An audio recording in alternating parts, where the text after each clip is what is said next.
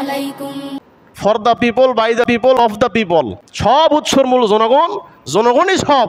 এই ইয়াকিন যদি আপনার ভিতরে থেকে থাকে, কসম করে বলে যায়, যদি আল্লাহ ব্যক্তি বলতেছে আমরা শরিয়া আইনে বিশ্বাসই করি না, কোরআনের আইনে বিশ্বাসই করি না, বলি নাউজুবিল্লাহ। কোনো মানুষ, কোনো মুমিন যার ভিতরে ঈমান আছে, যার ভিতরে ঈমান আছে, যার ভিতরে ঈমান আছে, সে কোনোদিন বাতিল কুফফারের সামনে মাথা নত করবে না। যে বাতালুস সিয়ামি বা'দা রমাদান শাহরুল্লাহিল মুহাররম, আল্লাহ পাক রব্বুল আলামিনের কাছে রমজানের সিয়ামের পরে সবচাইতে দামি, গুরুত্বপূর্ণ, ফজিলতময় রোজা মুহররম মাসের রোজা। বলি সুবহানাল্লাহ। নবী সাল্লাল্লাহু আলাইহি সাল্লাম বলেন, যারা এই হারাম মাসে ইবাদত বন্দেগী করবে, আল্লাহ পাক রব্বুল আলামিন তার আমল নামায় অন্যান্য মাসের চেয়ে বেশি আমল সওয়াব দান করবেন। তাহলে আমরা বুঝলাম আল্লাহ পাক রব্বুল আলামিনের পক্ষ থেকে নির্ধারিত গুরুত্বপূর্ণ দুইটি জায়গা মক্কা এবং মদিনা, আর গুরুত্বপূর্ণ চারটি মাস হচ্ছে জিলকদ, জিলহজ, মুহররম এবং রজব মাস। মুহাম্মদুর রাসূলুল্লাহ সাল্লাল্লাহু আলাইহি ওয়াসাল্লাম বলেন, হে পৃথিবীর সকল উম্মতেরা, তোমরা এই চারটি মাসকে, হে পৃথিবীর উম্মতেরা, তোমরা এই চারটি মাসকে নিজেকে সংশোধন করো, সংযোজন করো। এই চারটি মাসে তোমরা মারামারি কাটাকাটি করো না। অন্য মাসে গুনাহ করলে যেই পাপ হয়, এই চারটি মাসে গুনাহ করলে আল্লাহ পাক রব্বুল আলামিন পাপের ওজনটা বেশ ভারী করে দেয়। বলি নাউজুবিল্লাহ।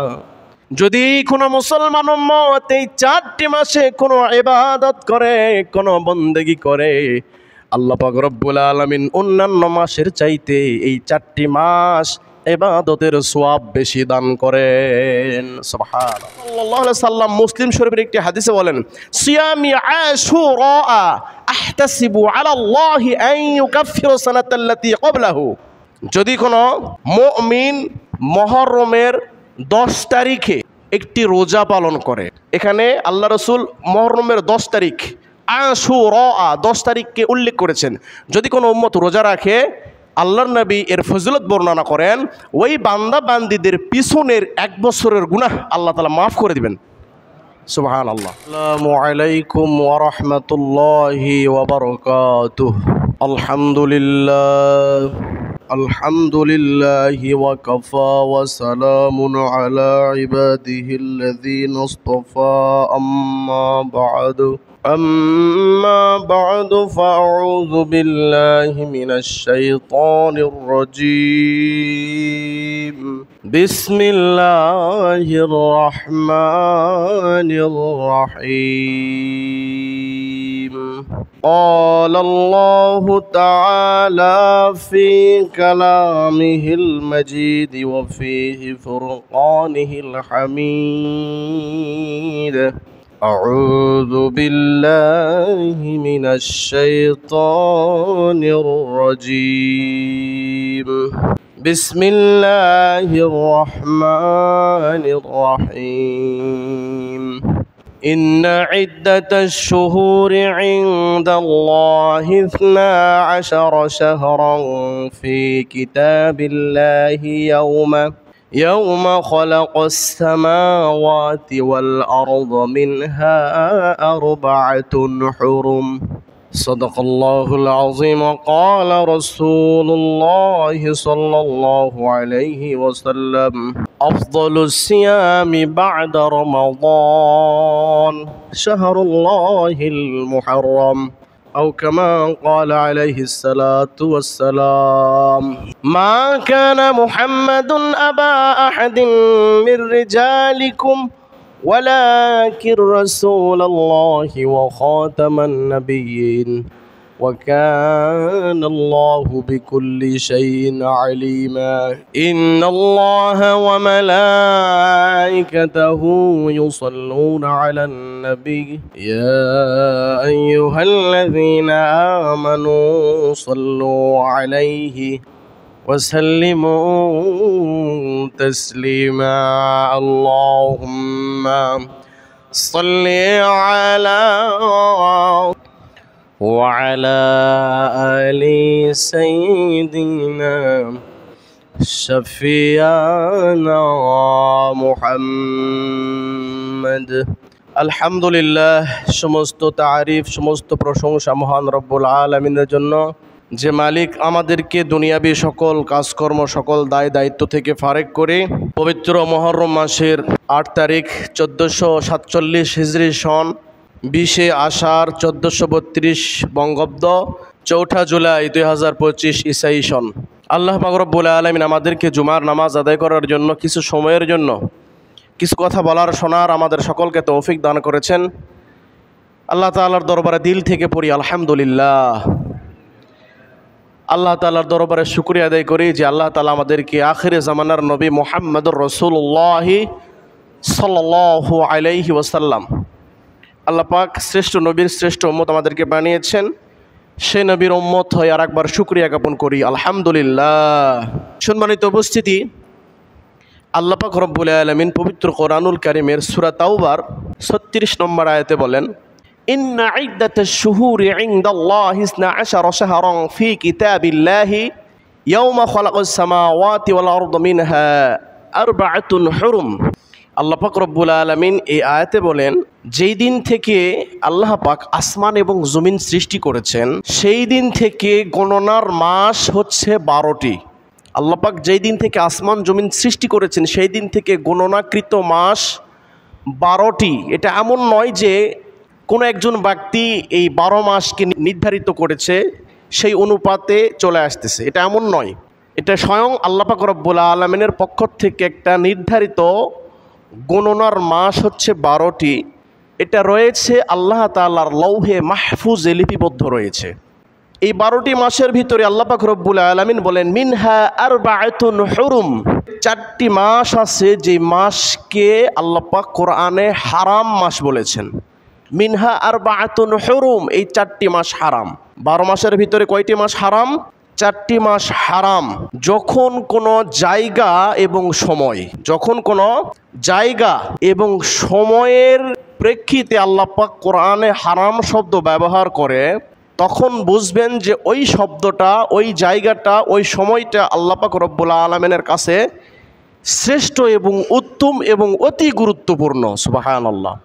যেমন উদাহরণস্বরূপ বলা যায়, বাংলাদেশের খুব গুরুত্বপূর্ণ এবং রিস্ট্রিক্টেড এরিয়া হচ্ছে সেনা সদর দপ্তর। এরপরে বাংলাদেশের খুব গুরুত্বপূর্ণ এবং রিস্ট্রিক্টেড এরিয়া হচ্ছে জাতীয় সংসদ ভবন, প্রেসিডেন্টের বাসভবন বঙ্গভবন, প্রধানমন্ত্রীর বাসভবন গণভবন। এই জায়গাগুলি রিস্ট্রিক্টেড এরিয়া, সর্বসাধারণের জন্য প্রবেশ নিষেধ, প্রবেশযোগ্য নয়। এর মানে কি? ওই জায়গা নিষিদ্ধ এরিয়া মানে কি? সংসদ ভবন, প্রেসিডেন্টের বাসভবন, গণভবন, সেনা সদর দপ্তর আপনাকে প্রবেশ করতে দিবে? তার কারণ কি? দিবে না কেন? ওই জায়গার গুরুত্ব আছে, ওই জায়গার আলাদা একটা গুরুত্ব রয়েছে, ওই জায়গার আলাদা একটা দাম রয়েছে, মান রয়েছে। ওটা বাংলাদেশের মাদারবোর্ড, মূল মগজ, মূল জায়গা, হৃৎপিণ্ড। ওই জায়গাগুলিতে সর্বসাধারণ জন্য প্রবেশ নিষেধ, এই কারণে ওটা গুরুত্বপূর্ণ এরিয়া। ঠিক তেমন গুরুত্বপূর্ণ জায়গার ক্ষেত্রে মক্কা এবং মদিনাতুল মুনাওয়ারা আল্লাহ পাক রব্বুল আলামিনের কাছে রেস্ট্রিক্টেড গুরুত্বপূর্ণ এরিয়া, যা মুসলমান ব্যতীত অন্যান্য অমুসলিমদের জন্য প্রবেশ নিষেধ। আল্লাহ পাক সূরা 3-এ বলেন, ওয়াতুরি সিনিনা ওয়া হাযাল বালাদিল আমিন, পবিত্র মক্কা নগরী। আগে বলেছি, যখন কোনো জায়গা এবং সময়ের ক্ষেত্রে আল্লাহ পাক হারাম শব্দ ব্যবহার করে, ওই জায়গাটা গুরুত্বপূর্ণ, ওই সময়টা গুরুত্বপূর্ণ। মক্কার গুরুত্বপূর্ণ এবং পবিত্রতা ঘোষণা করেছেন, গুরুত্বপূর্ণ এরিয়া হিসেবে ঘোষণা করেছেন পয়গম্বর নবী ইব্রাহিম আলাইহিস সালাতু ওয়াস সালাম। আর মদিনাতুল মুনাওয়ারা পবিত্র জায়গা, গুরুত্বপূর্ণ এরিয়া এবং হারাম স্থান নির্ধারণ করেছেন হজরত মুহাম্মদুর রাসূলুল্লাহ সাল্লাল্লাহু আলাইহি ওয়াসাল্লাম। এই জন্য মক্কা এবং মদিনাতে কিছু কিছু হালাল কাজ করাও নিষিদ্ধ। যেমন মক্কা মদিনাতে আপনার কোনো গাছ উকরাইতে পারবেন না, আপনার জন্য নিষিদ্ধ। কোনো গাছ কাটতে পারবেন না। কোনো পশু মক্কা এবং মদিনার এরিয়ার ভিতরে জবাই করে আপনি খেতে পারবেন না, এটা নিষিদ্ধ। মক্কা এবং মদিনাতে আপনি মারামারি করতে পারবেন না, এটা নিষিদ্ধ। এই এরিয়ার ভিতরে সকল প্রকার গ্যাঞ্জাম নিষিদ্ধ, কিছু কিছু হালাল কাজও সেখানে নিষিদ্ধ। তার কারণ ওটা গুরুত্বপূর্ণ এরিয়া, ওই জায়গাটা অত্যন্ত মুমিনের জন্য গুরুত্বপূর্ণ। ওখানে মারামারি, কাটাকাটি, জবাই করা, কোনো ধরনের কোনো হাঙ্গামা করা নিষেধ। গুরুত্বপূর্ণ এরিয়া ওইটা নির্ধারণ করেছেন, মক্কার পবিত্রতা নির্ধারণ করেছেন পয়গম্বর ইব্রাহিম আলাইহিস সালাম, আর মদিনাতুল মুনাওয়ারার পবিত্রতা নির্ধারণ করেছেন হযরত মুহাম্মদুর রাসূলুল্লাহ সাল্লাল্লাহু আলাইহি ওয়াসাল্লাম। সম্মানিত উপস্থিতি, হজ করার সময় হজের একটি ফরজ হচ্ছে ইহরাম বাঁধা। হজের ফরজ যে কাফনের কাপড় পরে ইহরাম বাঁধে, এই ইহরাম বাঁধা হজের একটি ফরজ অংশ। ইহরাম মানে কি? ইহরাম মানে নিজের উপরে হারাম করা, কিছু কিছু হালাল জিনিস নিজের উপরে হারাম করা। ইহরাম বাঁধা মানে কি? হারাম করা। যখন কোনো ব্যক্তি ইহরাম করবে, কিছু কিছু হালাল জিনিস তার জন্য হারাম হয়ে যায়। ইহরাম বাঁধার পর থেকে ধরে হাতের নখ কাটা নিষিদ্ধ, চুল কাটা নিষিদ্ধ। এই জন্য জিলহজ মাসের 1 তারিখ থেকে শুরু করে 9 জিলহজ আরাফার দিন পর্যন্ত মুসলমানরা, তাম পৃথিবীর মুসলমানরা হাজিদের সদৃশ্য রূপ ধারণ করার ক্ষেত্রে চুল কাটা, নখ কাটা, এগুলো কি? ইহরাম বাঁধার কারণে নখ কাটা হারাম, চুল কাটা হারাম। ইহরাম বাঁধার পরে স্বামী স্ত্রী বৈধ সংসারে যাওয়া নিষেধ। ইহরাম বাঁধার পরে কিছু কিছু হালাল জিনিস আপনার জন্য হারাম হয়ে যায়, যেটা করা যায় কিন্তু ইহরাম বাঁধার পরে আর করা যায়, নিজের উপরে হারাম করতে হয়। ঠিক তেমন ইহরাম বাঁধা হারাম করা পবিত্র ভূমি মক্কা এবং মদিনা জায়গার ক্ষেত্রে হারাম। হারাম শব্দ ব্যবহার করেছে আল্লাহ পাক ওই জায়গার গুরুত্ব বোঝানোর কারণে।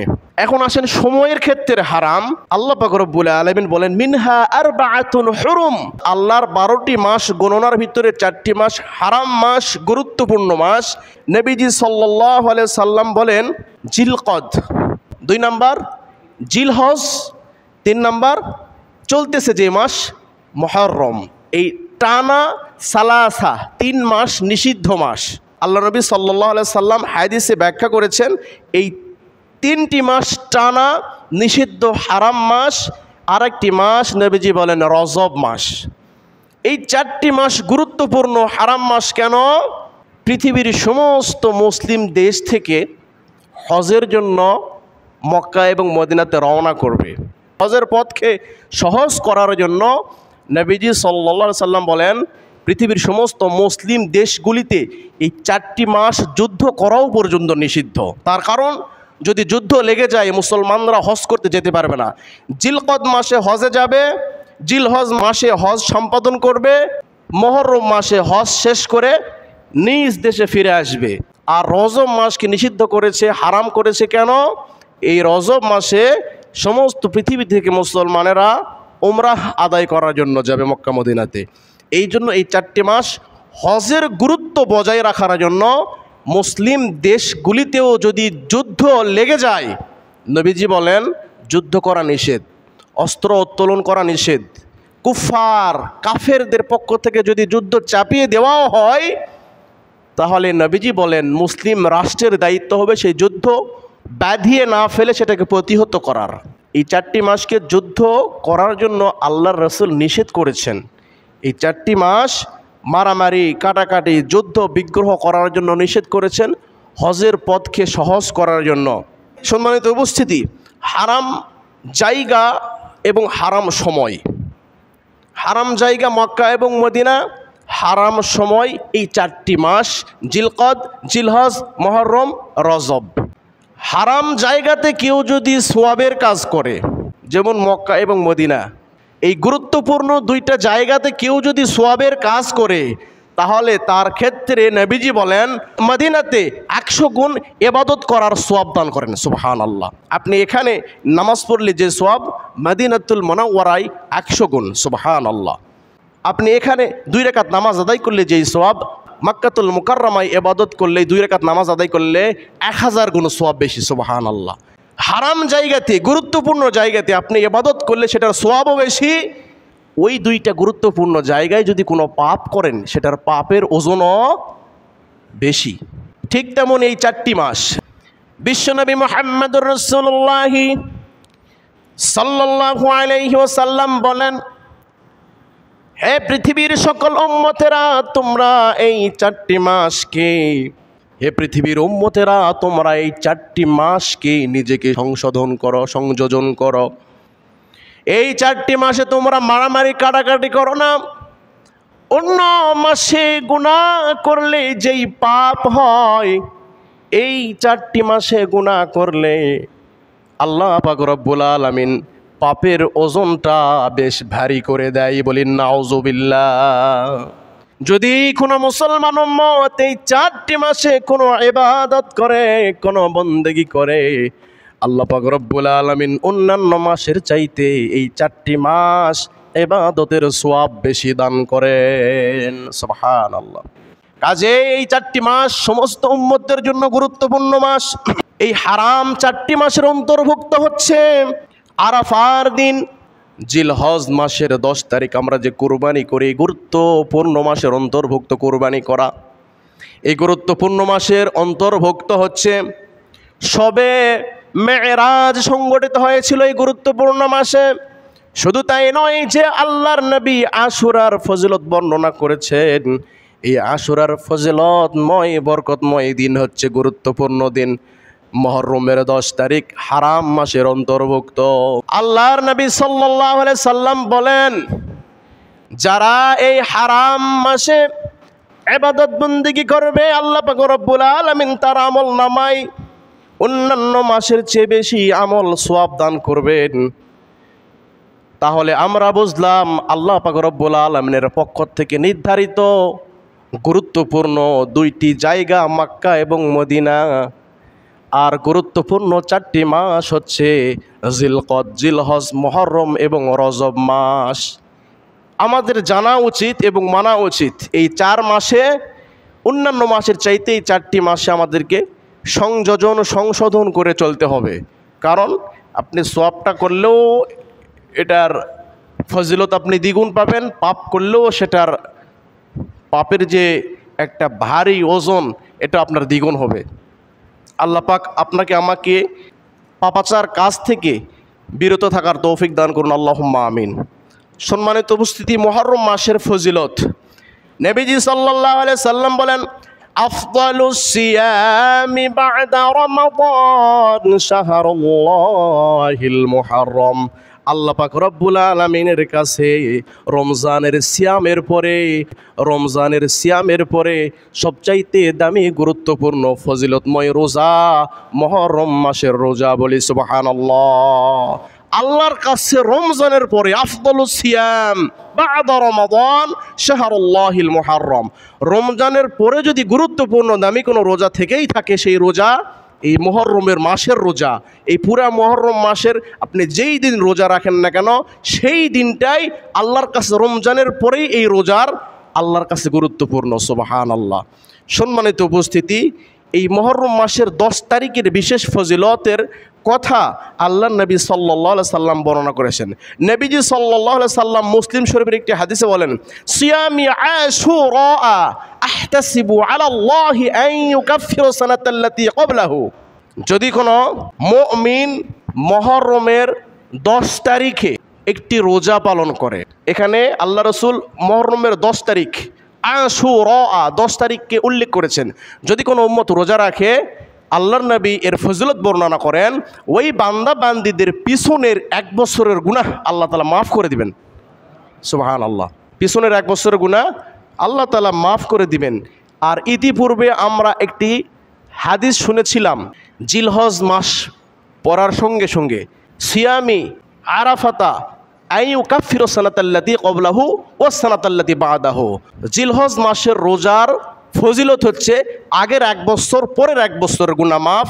আর এই মুহররম মাসের আশুরার 10 তারিখের রোজার ফজিলত হচ্ছে পিছনের 1 বছরের গুনাহ আল্লাহ তাআলা কাফারা হিসেবে দান করবেন। সুবহানাল্লাহ। অত্যন্ত গুরুত্বপূর্ণ ফজিলতময় একটি দিন। এই মুহররম মাসের 10 তারিখে আমরা রোজা রাখবো কেন? নবীজি সাল্লাল্লাহু আলাইহি সাল্লাম মদিনায় গেলেন। মদিনায় যাওয়ার পরে বিশ্বনবী সাল্লাল্লাহু আলাইহি ওয়াসাল্লাম দেখলেন মদিনার ইহুদি সম্প্রদায় তারা রোজা পালন করে, রোজা রাখে। নবীজি সাল্লাল্লাহু আলাইহি সাল্লাম বললেন, তোমরা কেন 10 তারিখে রোজা রাখো? এর কারণটা আমাকে বলো।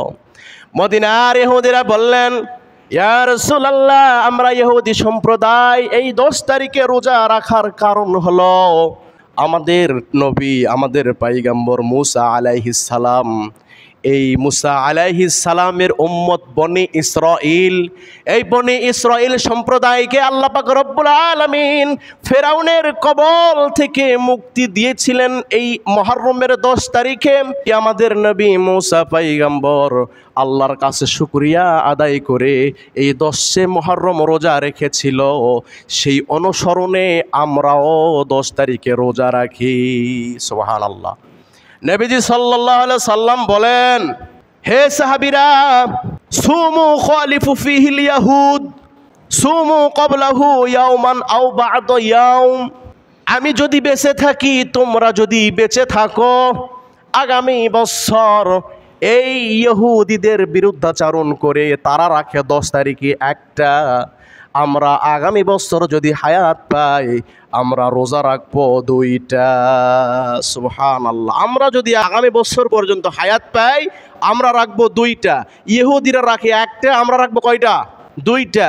ইহুদিরা বললেন, ইয়া রাসূলুল্লাহ, আপনি আমাদের অনুসরণ করিচ্ছেন কেন? আপনি তো নবী, আপনার উপর আল্লাহর পক্ষ থেকে ওহী আসে, আপনি কি এই আহলে কিতাবদেরকে বিশ্বাস করেন? নবীজি বলেন, না না না, আমি তোমাদের অনুসরণ করি নাই, বরং তোমাদের বিরুদ্ধাচরণ করতেছি। তার কারণ তোমরা যে নবীকে মুসা বলে দাবি করো, তোমরা যে মুসাকে নবী বলে দাবি করো, এই মুসা পয়গম্বরের ক্ষেত্রে আমার অধিকার সবচাইতে বেশি। সুবহানাল্লাহ।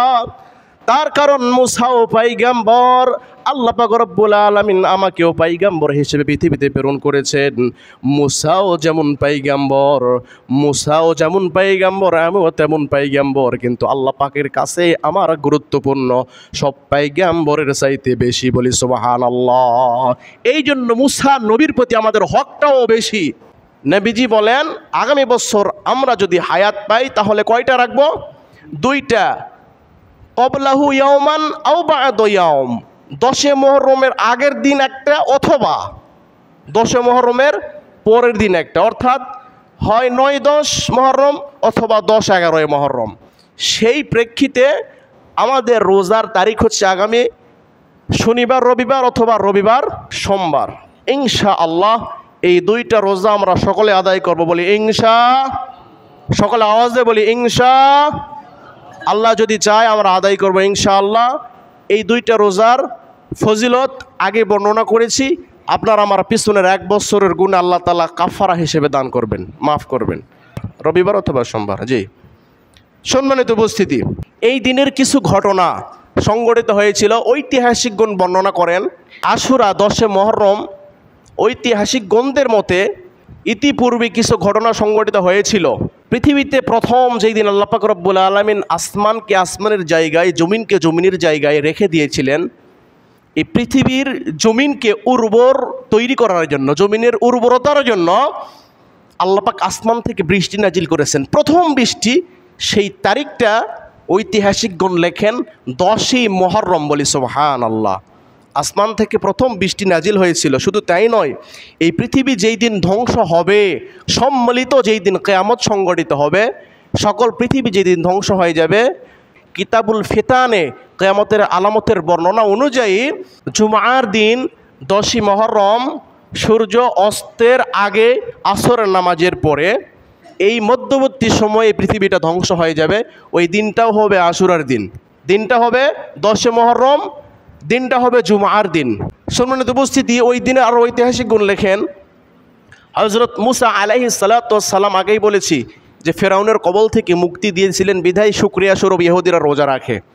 ওই দিন আল্লাহ পাক রব্বুল আলামিন পয়গম্বর মুসা আলাইহিস সালামকে রক্ষা করেছিলেন। শুধু তাই নয়, 40 দিন মাছের পেটে থাকার পরে নবী ইউনুস আলাইহিস সালাতু ওয়াস সালামকে আল্লাহ পাক রব্বুল আলামিন মাছের পেট নামক জেলখানা থেকে আল্লাহর জিকির করার কারণে বাঁচায়া দিয়েছিলেন। সুবহানাল্লাহ। শুধু তাই নয়, নবী ইব্রাহিম আলাইহিস সালাতু ওয়াস সালাম 40 দিন যখন নমরুদের অগ্নিকুণ্ডের ভিতরে ছিলেন, ওই সময় এই 40 দিন এই জান্নাতের বাগানে ছিলেন। 40 দিন পর আল্লাহ পাক রব্বুল আলামিন এই আশুরার দিন 10 মুহররম তাকে মুক্তি দান করেছিলেন। সুবহানাল্লাহ।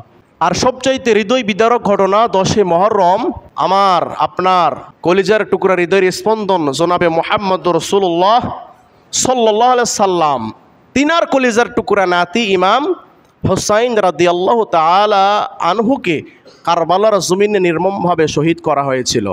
তো এই শহীদ হওয়ার পিছনে কারণ, তিনি প্রত্যেকটা পৃথিবীর মানুষকে একটি শিক্ষাই মাত্র দিয়ে গেছেন যে পৃথিবীর কোনো মানুষ, কোনো মুমিন যার ভিতরে ঈমান আছে, যার ভিতরে ঈমান আছে সে কোনোদিন বাতিল কুফফারের সামনে মাথা নত করবে না। যে বাতিল, ইয়াজিদ সে ছিল কুফফার, বাতিল, তার সামনে মাথা নত করে নাই। তিনি তার গর্দানকে কারবালার জমিনে আল্লাহর জন্য শহীদ করে তিনি জান্নাতে শাহাদাতের পিয়ালা পান করেছিলেন। তাহলে আমাদের শিক্ষা কি? কুফুরি মতবাদ বা কুফফারদের সামনে মাথা নত করা না এই কারবালার 10 মুহররমের কারবালার ঘটনা থেকে শিক্ষা আমাদেরকে কুফফারদের সামনে, কাফেরদের সামনে, কুফুরির সামনে নিজেকে, নিজের ঈমানকে, অস্তিত্বকে তাদের সামনে আল্লাহর কাছে রুজু করে ধরে রাখা। কি? তাদের সামনে ঈমানকে রুজু করে ধরে রাখা, এটাই কারবালার শিক্ষা। আজকে আমরা তো কুফুরিতে নিমজ্জিত হয়ে গেছি। একজন ব্যক্তি বলতেছে আমরা শরিয়া আইনে বিশ্বাসই করি না, কোরআনের আইনে বিশ্বাসই করি না। বলি নাউজুবিল্লাহ।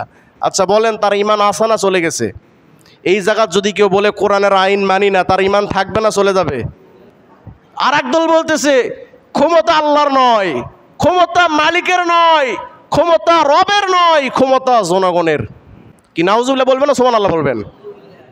ক্ষমতা কার? ক্ষমতা আল্লাহর, কিন্তু বলতেছে ক্ষমতা জনগণের। For the people, by the people, of the people. সব উৎসর মূল জনগণ, জনগণই সব। এই ইয়াকিন যদি আপনার ভিতরে থেকে থাকে, কসম করে বলে যায়, যদি আল্লাহর উপরে আপনার ভরসা না থাকে, আল্লাহকে পালন করতে না মানেন, আল্লাহ সব ক্ষমতার মালিক এটা যদি আপনি বিশ্বাস না করে তন্ত্রে মন্ত্রে যদি বিশ্বাস করেন, ঈমান থাকবে? ঈমান থাকবে? একজন বলেন হুজুর ঈমান আমার থাকবে। ঈমান থাকবে না। আল্লাহ পাক আমাদের এই কুফুরিক কাজ থেকে হেফাজত থাকার তৌফিক দান করুন।